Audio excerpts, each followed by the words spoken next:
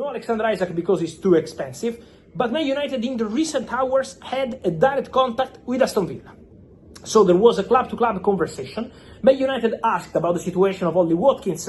The answer from Aston Villa is that they want to keep the player, so Aston Villa don't want to negotiate. It has to be a very good proposal to change the story.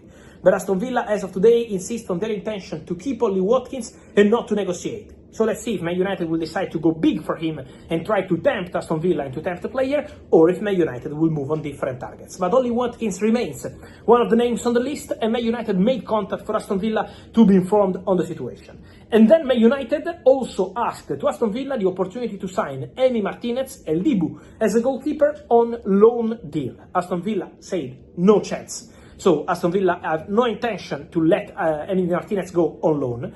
That was very clear after the meeting. It's also important to say that Man United still have to decide whether they want to go for an experienced goalkeeper like Dibu Martínez, also with Dibu being very keen on the move to Man United, as I told you, or if they want to go for a young goalkeeper. And in that case, Lammens from Royal Antwerp remains the name. A player really appreciated by Man United, scouted for a long time, with the player also keen on the move.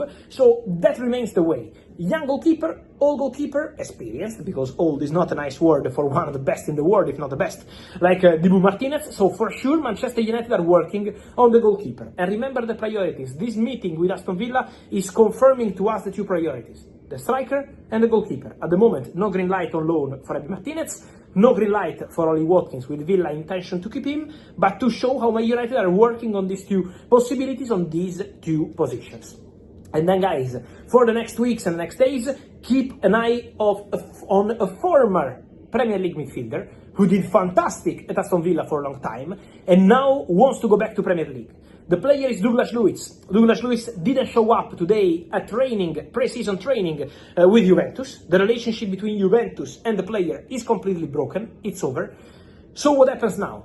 Juventus, first of all, will take disciplinary measures for Douglas Luiz. So he's expected to face a fine and to have a difficult situation at Juventus because the club is not happy at all with his behavior. But then the player wants to go. There are opportunities in England. Many Premier League clubs have called in the recent weeks to be informed of the situation of the player. They were waiting for Juventus to fix a price. The deal was quite slow, but now, after what happened today, and with the agent of the player in Italy today and in these hours to speak to the player and to Juventus, I expect more clubs to discuss and start working